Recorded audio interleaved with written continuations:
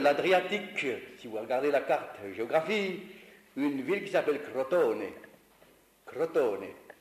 Et là, à Crotone, il n'y avait pas grand-chose, il n'y avait pas d'assemblée évangélique, il n'y avait rien.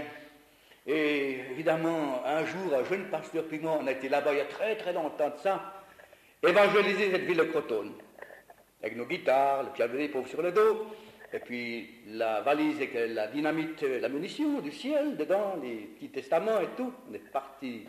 Et on a chanté des cantiques dans la ville de Crotone, dans les rues, dans les cafés. Et puis les gens ne nous ont pas très bien reçus là. On nous a bombardés, pas de meringues ou bien de pâtisseries, non, avec des tomates. On avait plein de sauces de tomates. Et même des œufs, pas des tout frais. On ressemblait, mais c'était épouvantable. Et ils nous ont même dit, demain, vous ne serez plus en vie. Et on est rentré le soir chez nous, c'est un hôtel 17e classe de Crotone. On avait loué une petite chambre là-dedans. Puis on était dans cette entrée, puis on ne trouvait pas, pour faire de la lumière, l'interrupteur. On le cherchait partout, il était là, mais on ne le trouvait plus. Puis on avait presque la frousse. Il y en a peut-être un avec un couteau par là, on ne sait jamais, vous ne serez plus en vie.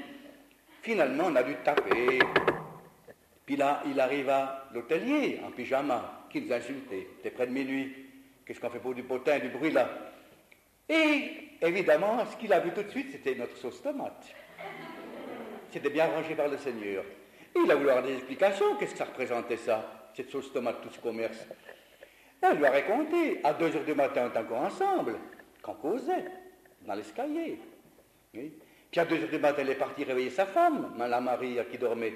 Puis elle dit, Maria, viens écouter ce qu'ils disent ces gens de la religion là. Puis la Maria, elle est aussi venue. Puis à 5 heures du matin, on est encore dans l'escalier, au bas, mais à genoux. Et ils se sont convertis tous les deux. Les premiers convertis de Crotone. Oui. Oui, un hôtelier et sa femme, un bistrot. On attendait d'autres choses, nous, des gens un petit peu qui nous écoutent, pas seulement des bistrotiers. On a dit, maintenant on va dans la ville, vous allez voir comment ils vont se convertir avec nos guitares.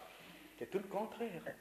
Mais il s'est converti et sa femme, ils ont abandonné leur bistrot, ils ont commencé un commerce de légumes et de fruits.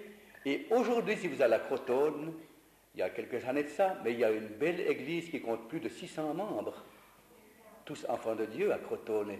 J'ai reçu justement l'autre jour une photographie d'un service de baptême, il y en avait 65. 69, ça se peut bien. Oui.